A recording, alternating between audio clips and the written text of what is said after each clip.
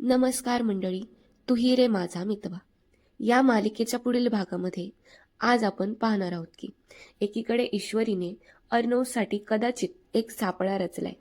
आता अर्णव सुद्धा बेशुद्ध अवस्थेत एका मुलीसोबत हॉटेलमध्ये सापडला जातो, सेम त्याच्या बाबांसारखाच. आणि आता अर्णवचे मीडियातर्फे फोटो काढले जातात. न्यूज चॅनलची लोक बातमी देत म्हणतात, अर्णव राजे शिर्के आज हॉटेलमध्ये एका मुलीसोबत रंगे हात पकडले गेलेले आहेत.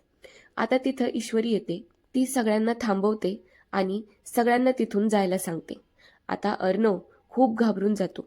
जीवाच्या आकांताने तो ईश्वरीला म्हणतो, मिस इंदोर, हा कोणाचा तरी मला अडकवण्याचा प्लॅन आहे.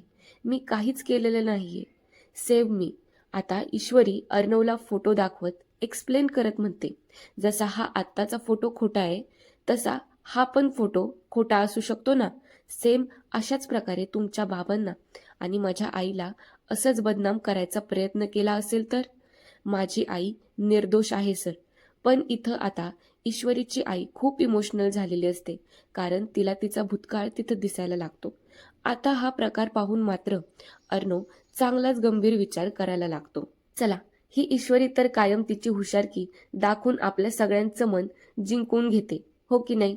एकीकडे तिने बावळट बायकोचं बाळ गप केलं, खूप रडत होतं. ते पाहून बावळट बायकोला पण आता प्रश्न पडला, हे ईश्वरीने केलं तर केलं कसं? जे मला जमलं नाही ते तिला कसं काय जमलं? आहे का नाही मग आपली ईश्वरी हुशार? ते आता तुम्ही मला कळवा कमेंट बॉक्समध्ये कमेंट करून. आणि चॅनलला सबस्क्राईब करायला विसरू नका. Bye bye.